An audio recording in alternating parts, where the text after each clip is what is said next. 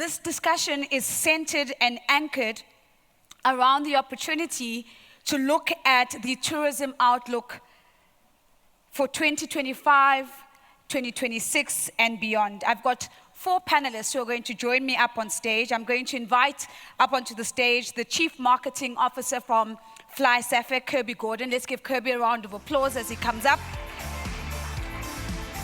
Of course, we know that FlySafair is South Africa's leading low-cost airline and has consistently ranked #1 in terms of being most on time globally. My second panelist is Ramasela Ganda, Group CEO of ZEDA. As Ramasela comes up, let's give her a round of applause, please.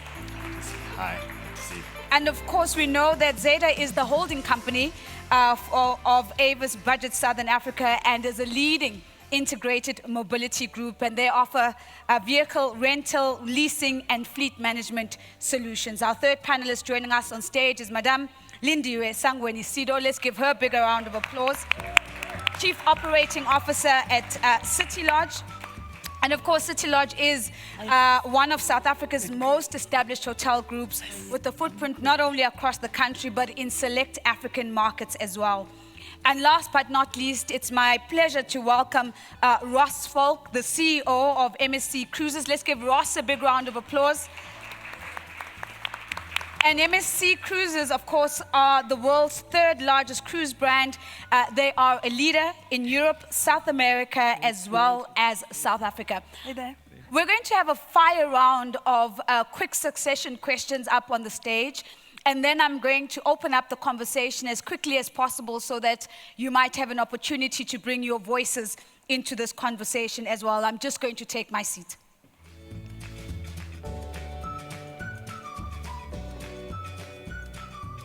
Just so I can see you all.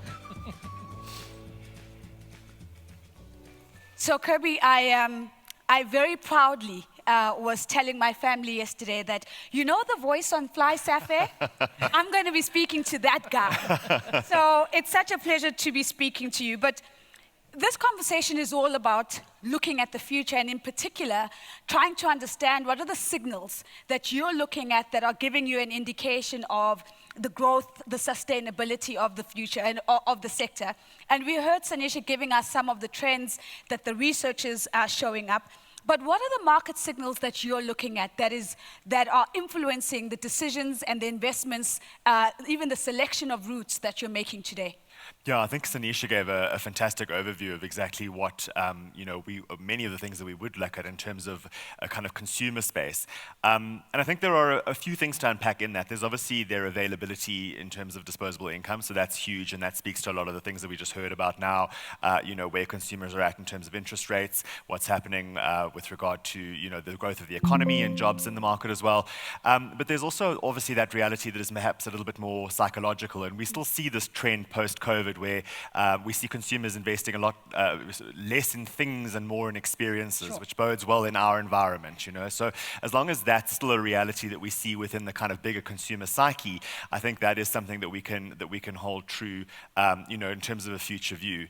There is one other thing that we keep a close eye on, though, just when we're monitoring what these investments and realities might look at, and that's less to do with where the consumer is at and more about where the future of aviation and our industry is headed. And there, there are quite a number of key challenges that we have to bear in mind in terms of where those costs are. Now, as much as we are price takers generally on a sort of largely commoditized market where we take, what is available to us in terms of yields, there's also a threshold below which it's not sustainable anymore. And so when we look at things like the price of oil, the rand dollar, the realities that we're facing now in terms of a shortage of metal on the aircraft market, these are all also considerations that we have to bear in mind to say, well, we would hate to see an environment whereby air access becomes far more expensive and thereby, negates the access to a larger consumer base. So these are the sorts of things that we weigh up when we take a look at those opportunities. Fantastic. So we're looking at the psyche of the consumer, but also you're looking at the industry or the aviation industry more broadly. Before I move in, I want to just double click on that second point, please, Kirby. When you're looking at the region, because it seems as if there is a lot of interest in terms of low-cost carriers in the Southern Africa region. how are you looking at tapping into some of the regional corridors that should be opening up the region more? And how do you then determine whether this is a corridor worth sort of opening up or one that you're going to sit out? Yeah, I mean that is a huge topic, and one that I think we can dedicate entire conferences to, obviously. And it really is an interesting one. I think from a low cost carrier perspective, to sort of narrow the answer, you know, what we largely do and where we bring power is, I often like to say, we democratize routes. So in the sort of life cycle of a route as it ordinarily would start out, you might have a charter operation at its very kind of basic element, and then in times you'll have an airline that will operate generally a smaller gauge aircraft, fewer seats, generally quite a sort of luxurious opportunity to get onto that space, a slightly more expensive ticket price. And then we can get in there eventually when that route is sort of ripe enough with the jets, with the high density, with the low cost per seat. And that's when we can really kind of start accelerating the growth and volume. So from a low cost perspective, those are the kinds of things we're looking at. There's obviously that key element of business travel that's important. But we know from the studies that there's also a great deal of work that's done, or of passenger that we carry, that's also visiting friends and relatives and leisure. And so it's important to know that those things are alive as well. No, that's fantastic. It's a great insight around waiting for the timeliness, the ripeness of the route before making that move. Ramasela, thank you so much for being with us today. One of the things that I want to bring into this conversation is the importance of partnerships and how perhaps you're looking at partnerships to close the gap between the door to destination. This idea of ensuring that travel is seamless from the airport to the point of attraction. What are some of the really exciting partnerships that you're looking at or participating in that you can share with us today? Thank you very much for having me. And you know, I want to piggyback on what Kirby said about consumer paying on experience. It's all about it. It's not about what you just offer, what the consumer wants to buy. One of the things that we've done over the period, you know, mostly we consider ourselves as an integrated mobility and not just a car rental. And for that particular purpose, that, you know, you've got very small, medium companies that are tech savvy, that have just invested in technology. And as a mobility provider, you know, taking the size of the business so that we are able to, you know, acquire fleet. But, you know, you've got small enterprises, e-hailers, for example. I mean, many people don't even know the amount of partnership we've got with e-hailers, because what we will do, we will just buy the vehicle to enable them to do that. To operators as well, to just provide them with the vehicles for them to do that, because we realize, you know, it's no longer about the traditional way of getting the vehicle to the consumers. And we also did, I mean, a good partnership with a company called Flex Club, very young guys that are just doing technology. What they do subscription.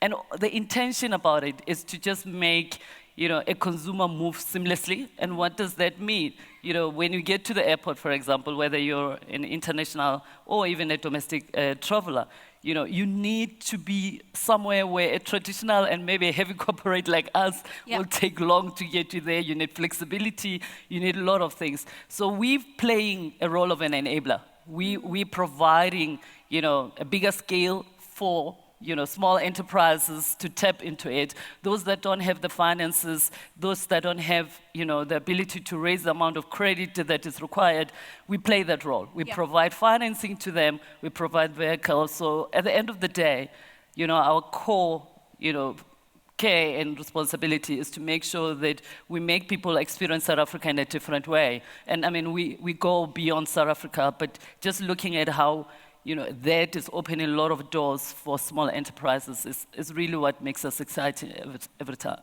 Ramasela, I'm hearing a lot of some of the things that Al spoke about on stage as he spoke about flexibility. I love hearing you talking about being an enabler, so using your size and your power to open up opportunity for small and medium-sized players as well, and the partnerships that you raise. I want to maybe link it a little bit to some of the other things that Al spoke about, where he spoke about AI, but I think there's data usage more broadly is an important conversation. You must be collecting a lot of data that's not only just about the vehicles, but traveler behavior in general. In what better ways do you think we could be using that data to inform predictive analytics as an example, and to really hone in on pricing strategies and the kind of things that consumers are looking for when they visit our country? You know, traditionally, most of our business, we've got general pricing. Yeah. Your behavior and my behavior are the same. The difference is the car that you get into. But what we are now using the data for is really to say, you know, what do you like?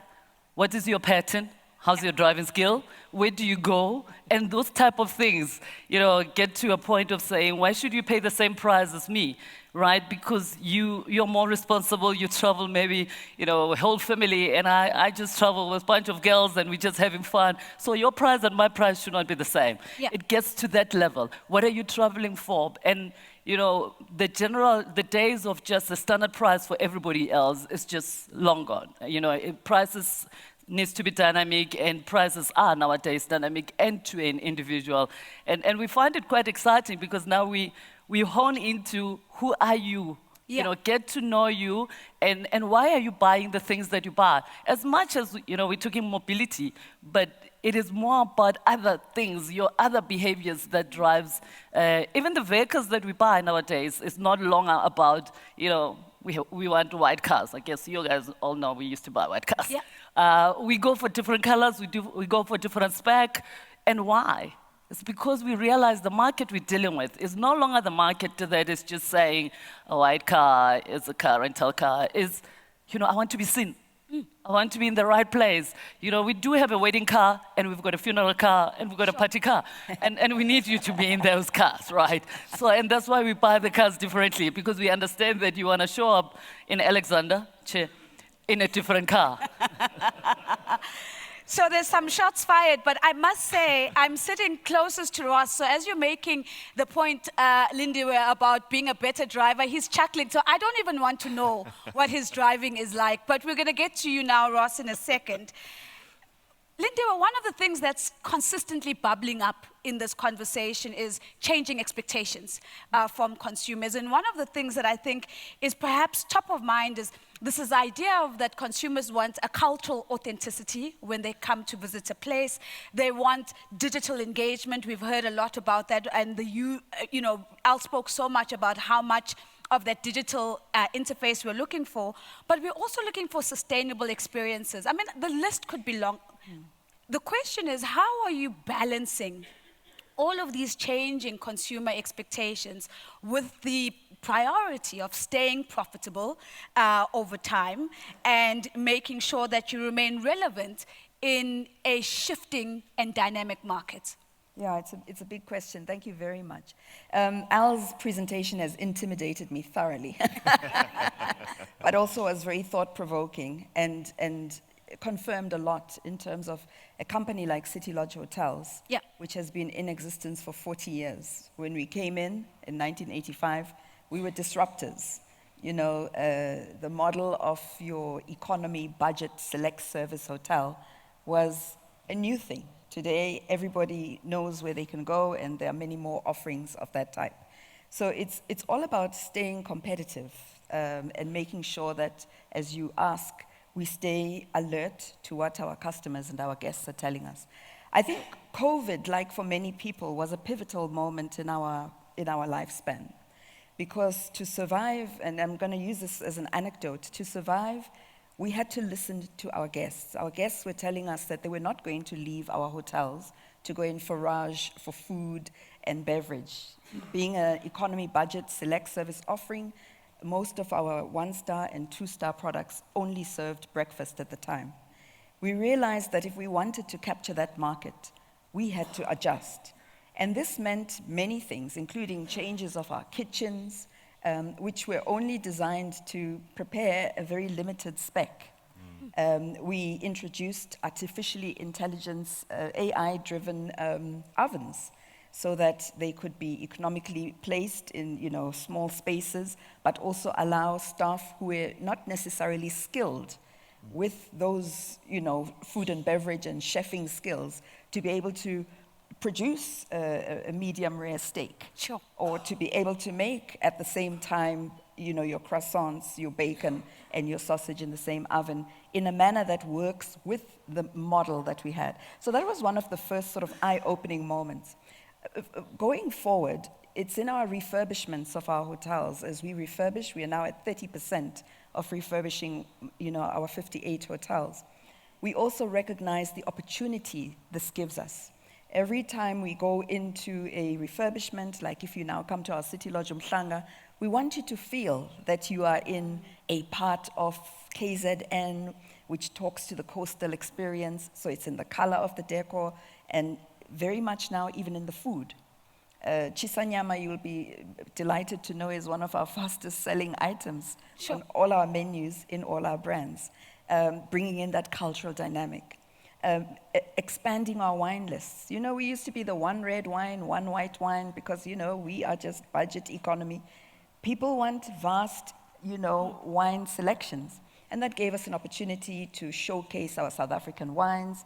We partnered with Dimmersfontein, and it was a lovely partnership because we could also bring in their own employee staff partnership of BEE. So on that front, I think that has been quite an evolution for us, for a company that started as I described.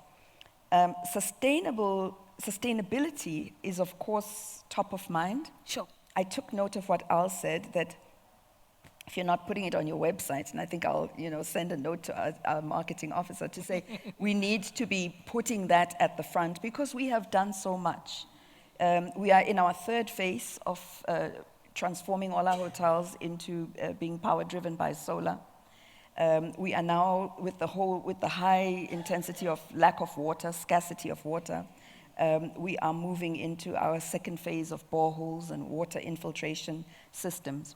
But not only that, transformation and making sure that our partnerships with our enterprise and supplier development entities that we bring on board is not a superficial silo for us to check the box.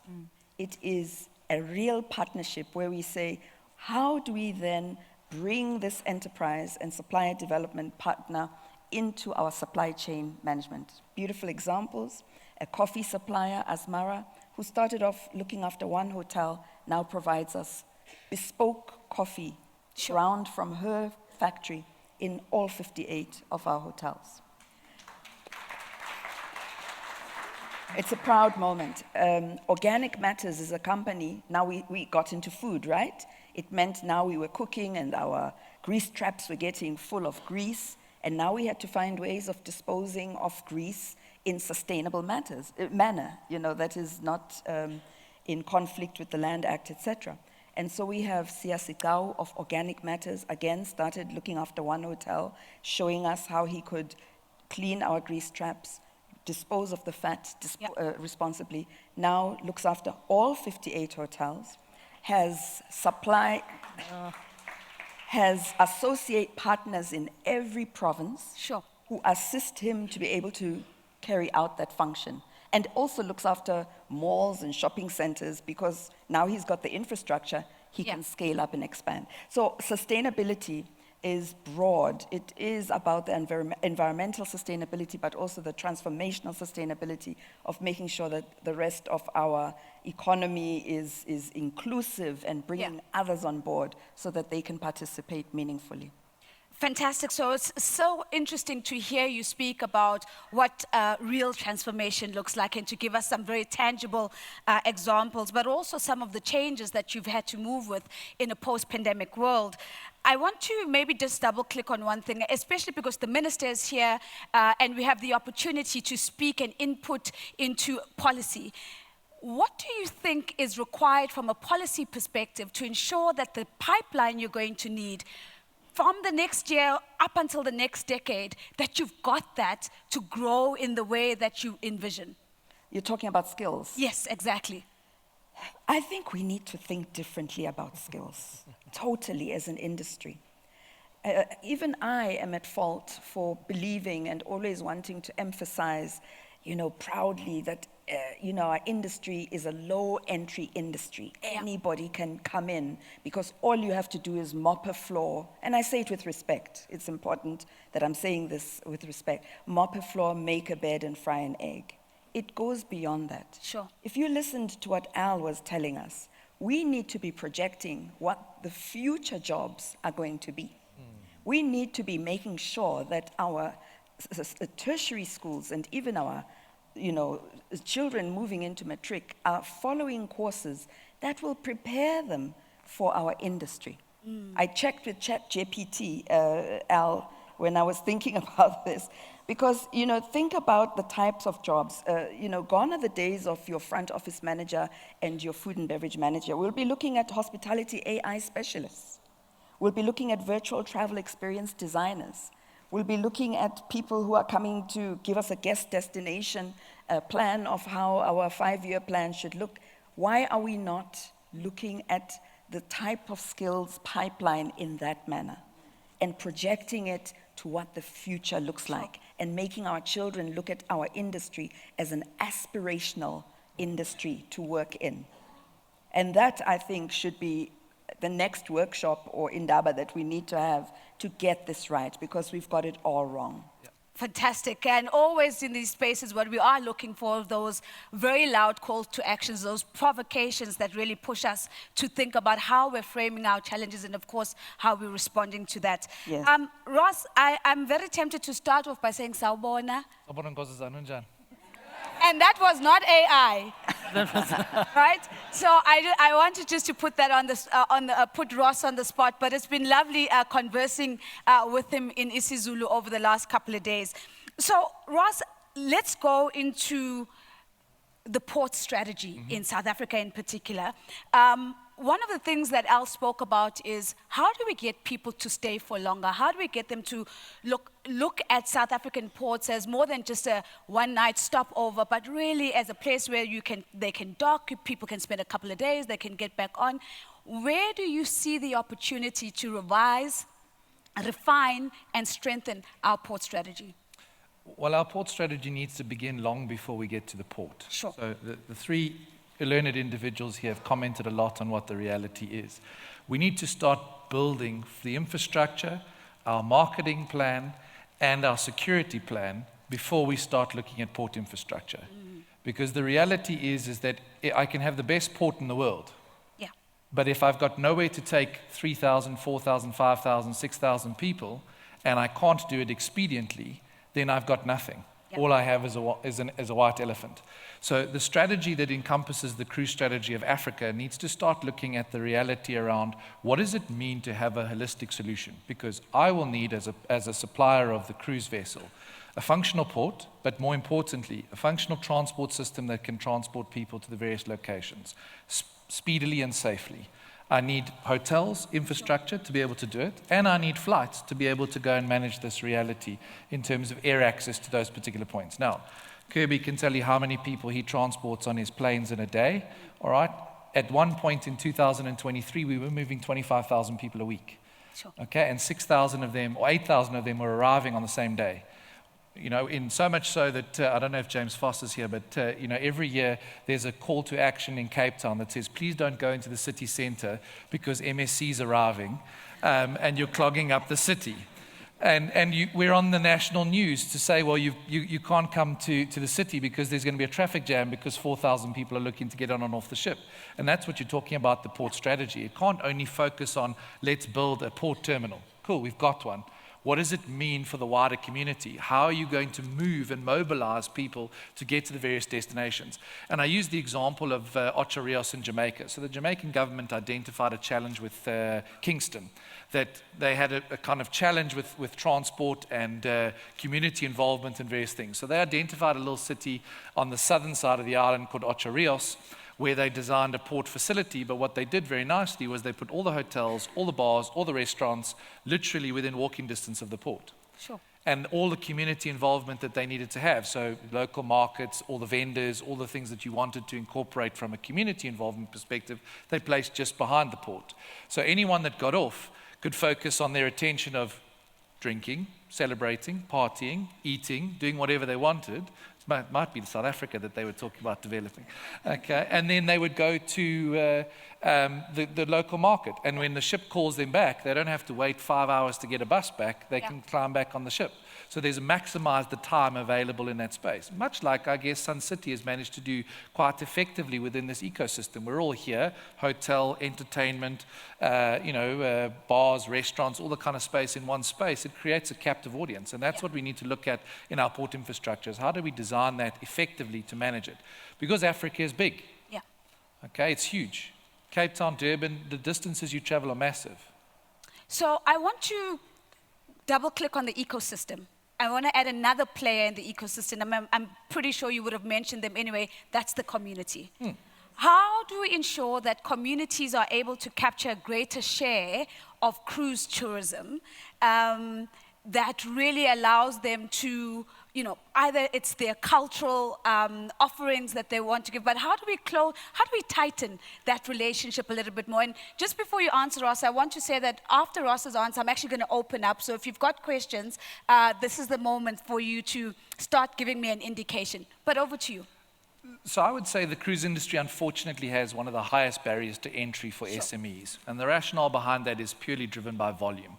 So at 500 tons of meat a month, between 20 to 30,000 lettuces every 10 days, the supply space is quite challenging for any SME to deliver that quantity and volume.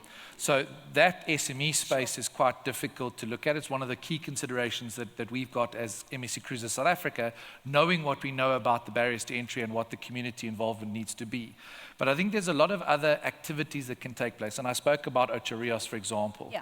Okay, we've got to create a relevance for our cultural tours. We've got to create a relevance and a marketing strategy for what that means. Why is it important for you to experience the great culture of South Africa? What does it mean to be Zulu? What does it mean to be Xhosa? What does it mean to be a Tswana? Okay, why is it important for you to embrace it? You and I spoke Zulu. One of the beauties about African languages is that the culture and the language go together. Yeah. So why are we not embracing that in terms of creating the need and the marketing strategy to say to people, why is it that you should do this and come here? But then again, you have to create access. Yeah. So it's pointless having a tour in Umlazi in Durban that is a 2-hour journey from the port, that you have to go through multiple buses, you've got traffic jams, and you can't get there because by the time the person gets off the bus or the transport, they're not going to have time to go and integrate into this. Or if you're going to a Lindiwe, or if you're going wherever it happens to be, you've got to create that infrastructure in terms of that space. And I harp on a lot about it. It is one of the most important aspects we need to do, is to create that holistic infrastructure management around the port, but around the city, to allow people to go and travel and transport. Why are you seeing a lot of protests in Europe around over-tourism? Is the volume of people going or cannot be hosted by the infrastructure. Yeah. So Africa was underutilized based on the previous presentation we had. What utilization do we need to see? We need to grow our infrastructure in order to accommodate what we want to see. We can't have a situation where people are coming and we don't have the infrastructure, because then they're going to be like, you know what, everything that they said about South Africa or Africa was true. They can't accommodate us and we're not going to come again. We've got to create the sustainable route around over and over again to that process. So it's about trying to make sure we have the right marketing strategy, but the right access as well. And of course, this of course takes us back to Minister de Lille's earlier comments about the importance of investing in that infrastructure, because that then becomes those arterial nodes that allow for the movement of people beyond just those port or embarkation points. I'm going to open up the conversation. I had someone come and whisper to me during the break, said, don't keep them to yourself. So I'm definitely going to open up the conversation. I've got a couple of roving mics. I'd love to see if there are some questions. We're going to go short, concise, and to the point once again with quick introductions. Any questions? Otherwise, I'll go back to the panel with another set of questions. And I'm going once, going twice, and gone. All right. Kirby, let me come back to you. Well, I've got a question for Kirby. You've got a question for dear. Kirby? Okay, let's go We for were it. talking about all the AI tools to price their driving differently, and I'm an excellent driver, by the way. Okay. But I'm asking him if I can get a discount on my airfares on the basis that I fly so often and my frequency with FlySafair. Is he using the AI data properly so I can get a discount? Yeah, I think it's a great question. And maybe, Kirby, we do want you to take, so all the FlySafarians, all of us are in the room. Kirby, this is all of us. How are you using the data to sort of, and are you thinking about sort of that mediated pricing for different customers? Look, AI in our industry is phenomenal. I mean, there's a great part of it that has application in a lot of the commercial stuff that we do, but there's also an amazing part that has a lot to do with the sort of behind the scenes, more technical things. And it's a great passion point of ours. The reality is that there's so much to learn. I mean, it's everything from generational capacity to do great marketing, you know, to create content from that perspective. There certainly is data in terms of what's going on with our passengers, their needs, their movements. There's actually the ultimate opportunity to be able to build models, to build yielding and trading, to see what's going on for that dynamic pricing. You know, so all of those things are available. And then, as I say, on the more technical side, you've got things like predictive analytics. I mean, an aircraft is a fantastic opportunity for an AI entity because there are so many data points of each and every flight that happens. So you can sort of start listening to the aircraft in its own way. And if there's a certain vibration on an engine, that might be indicative of something else. So it's a very exciting world for us to look into. In terms of Ross's loyalty scheme, I'm afraid we're not the right guys to chat to. We keep it cheap, we keep it simple, but yeah, absolutely. I mean, it is something to look at. And again, you know, to that exact example, that's another one of the fantastic application points that we found is that we can now assess and model up different opportunities, like for example a loyalty scheme. Throw the numbers in, throw the scheme together, and you can get sort of a lot of scenarios and a lot of outputs out of that environment that really help you to, I think, assess opportunities really comprehensively and equally, you know, see the outcomes in the application. So it's huge for us. Kirby, before I move on from you, one of the things that we always get criticized for as Africans, and this includes Southern Africa, is poor connectivity. It's really hard to fly in between countries, whereas compared to whether you go to Europe and other parts of the world where it's relatively easy. Again, with the audience of the minister here, if there was one policy sort of wish that you had that you think would make a dramatic change in terms of improving connectivity within the region, airline connectivity that is, what would be that one wish that you'd put on the table? I think it's less about a wish around a specific policy and more about an approach and a principle. Okay. And I'm going to expose my bias here as the low-cost carrier guy because we're all about efficiency. So if you're not squeezing the tea bag twice, you're in trouble. You know, it's one of those scenarios. And I think the reality is we are probably a lot less sexy than what most of the other people in this room are doing. We're fundamental. We're a functional element. We're infrastructural. We're the roots of the tree. You know, and as long as those roots are strong and robust, and that they can grow with the greatest amount of efficiency in the soils that's available to them, that they're absorbing as much water and nutrients as they can out of that environment, that is when the rest of the tree can grow strong, can bear fruit, can do wonderful things. And so I think that's how we see ourselves as enablers from that perspective. And I guess, you know, philosophically looking at the various different parameters that are in place, the big question is to say, of course we respect that competition needs to be protected. Of course we respect that nations need to look after sovereignty. There are so many other considerations. But at the end of the day, this is a small aviation industry. Sure. We represent 65% of the domestic seat capacity and we operate 35 aircraft. Southwest Airlines in the United States has got 800 and something aircraft in their fleet. So as an industry, we are small and we need to find our economies of scale, not as a single company per se, but as a collective. And that's what we need, is that opportunity to really grow. Find our economies of scale, and if there's one thing I'm never letting Kirby do is to make me a cup of tea. If he's squeezing my tea bag twice, I'm going to be very worried. But Kirby, thank you very much for that, because I think it brings the practicality to the conversation, and so we're not speaking in high-level theoretics. Ramasela, I want to bring the question of low emission transport ecosystem, because I think that's the world that we find ourselves in. Is there space for sharper incentives that would allow the transport system and mobility more broadly in South Africa to accelerate a little bit faster towards that reality. What do you think you would require as an industry to really get moving on delivering low-cost transport ecosystems that are not only good for the sector, but good for the economy broadly? You know, what is interesting about our countries is forward thinking has been there and is there. We've got white papers, we've got all kinds of legislation, and we've got a tax break of 150% coming in for the manufacturers of EV and hydrogen powered vehicles. So we've got all these things that are coming in, and Department of Transport, the Green Tourism Program that encourages public transport. So when you look at it, all that we need to do now is to move forward with it. Talk about Department of Transport promoting public transport, and when you look at it, public transport in today's context could be you with your vehicle putting in for a pool car. And those are the things that says, when you think about public transport, don't think about it as we used to. You know, and those will affect the emission. It means that the three of us can come together, we can pull the vehicle, we can do car sharing, we can do all kinds of things.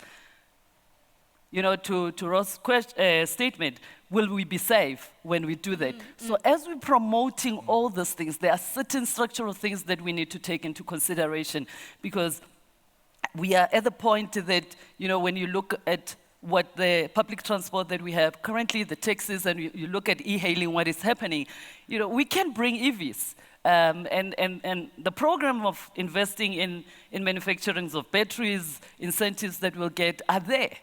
All that then we need is back to the ecosystem. Make sure that when we implement these things, there's safety in it. And one of the things that I really strongly believe that it will drive tourism with regard to not only emission, but something that I'm very passionate about, you know, is the ARTO.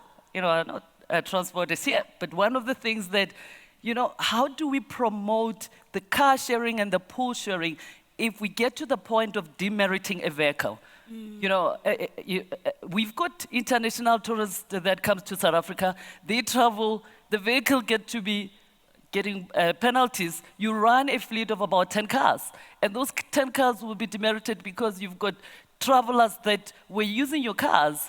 And I think some of the things that, as we look into that, this aspect of grounding a vehicle and not grounding the person, the people are gone. Right? Are we promoting lawlessness? No. All that we are saying is that as we do this, as we know, maybe if you run 1,000 cars, maybe you can afford for 5 of them to be grounded. But when you run 50 cars, you cannot afford for it to be grounded because of demerit system. And as we do the laws and as government does the law, I think the biggest request is the ear.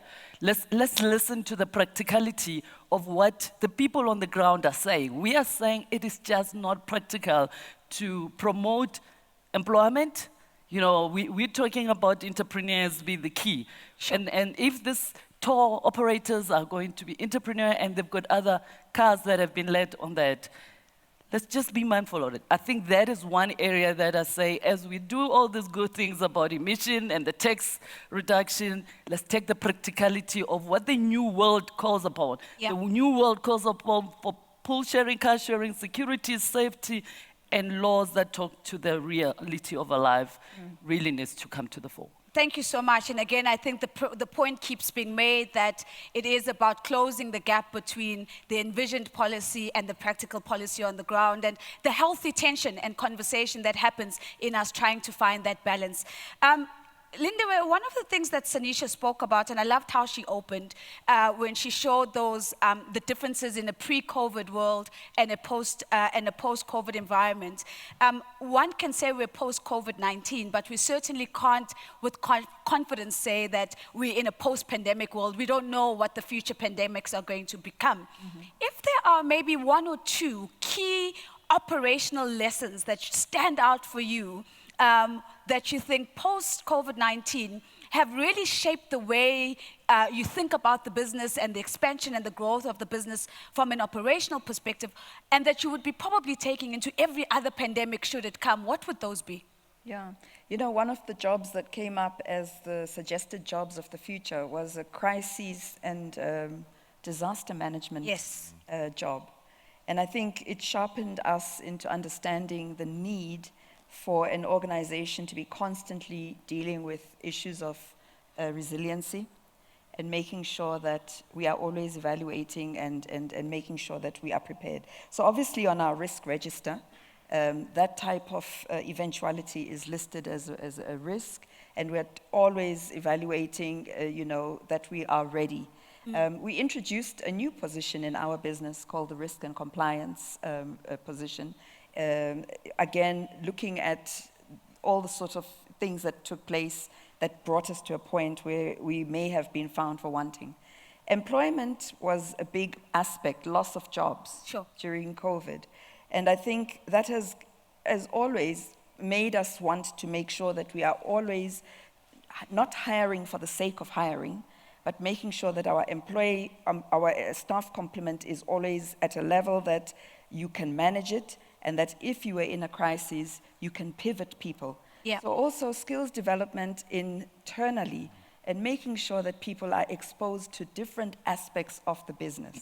Not keeping people in silos, not keeping people in a space that they are always limited to one. So somebody who works in the food and beverage department can easily work at the front office department and can easily work in housekeeping, because then that also means that the business is able to keep lean and mean, but able to use people that when a crisis comes, you can pivot and take them to a place like that. We also use artificial intelligence to assist us in our planning in terms of forecasting.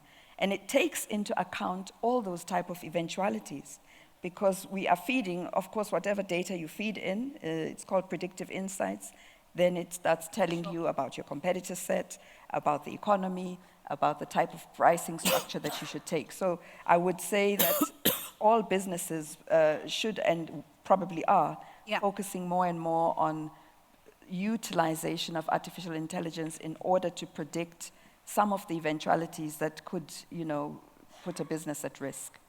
Fantastic. So I'm about to wrap it up, and I think that's really interesting as we think about how do we lift some of those lessons and apply them in the future. And Ross, as I begin to close, the final question to you, I want to go back to the minister's invitation to think collaboratively and in the context of partnerships. If you think about the opportunity for port partnerships on the continent, what more could we do to strengthen port partnerships that would unlock tourism in multiple markets on the continent and not just in South Africa?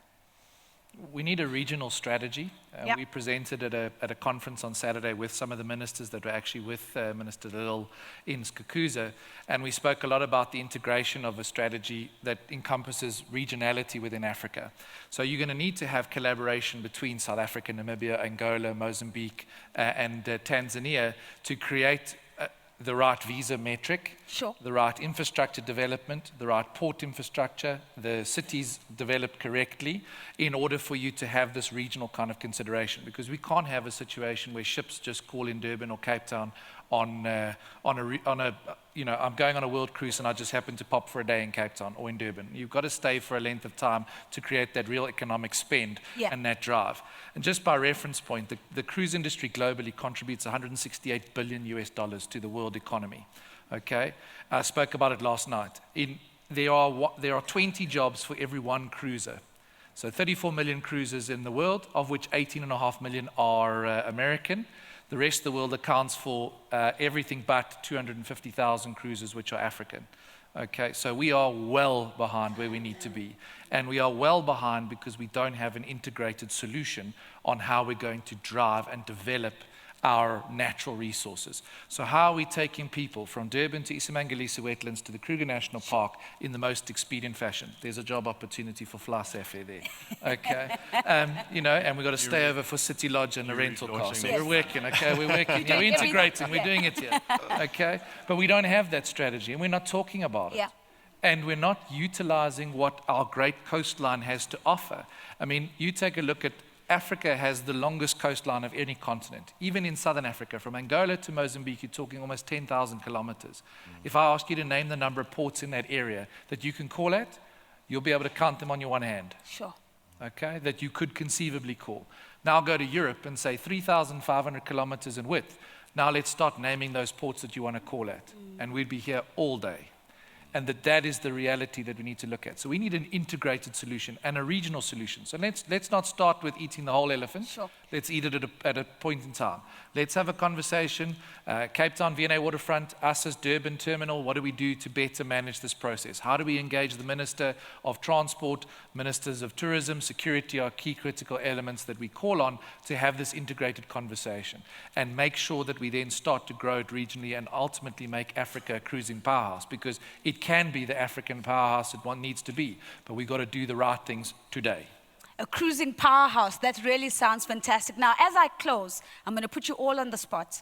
I'm going to ask you to think of a billboard. Now, this billboard is going to be at the entrance of Sun City forever.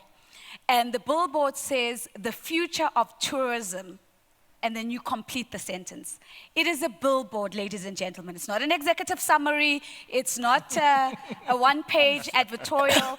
It is a billboard. So it's short, it's sharp, it's concise, and it's to the point. Now, typically what happens at this moment is that the most confident person looks me dead in the eye, Kirby, and the one that doesn't is really hoping that I'm not coming to them, are the ones that are looking away, Ramasela. So what I'm going to do is I'm going to be fair. I'm going to keep the cadence I've been moving with since the beginning. So Kirby, you are going to kick us off, and we're going to work all our way down to Ross, and we're going to make sure that we get this billboard up. The future of tourism, Kirby. The future of tourism lies in how flipping fantastic it is to be a South African. Ladies and gentlemen, the future of tourism lies in how flippin' fantastic it is to be a South African. Let's give Kirby a big round of applause. Thank you so very much. I know, right? He's the marketing He's the man. marketing guy. It's like, The bar is this high. how do you start with a marketing guy? The bar is that high. Ramasela, It is now. The future of tourism is now. Let's give Ramasela a big round of applause. Thank you very much. Let's see what Lindiwe has for us. The future of tourism. The future of tourism lies in our people. Let's give Lindiwe a big round of applause. The future of tourism. The future of tourism is our humanity, is our interconnectivity. Wow, Kirby, the future of tourism is our humanity, it is our interconnectivity. Ladies and gentlemen, it's been an absolute pleasure moderating this panel. Can you give my panelists a big round of applause, please? Thank you.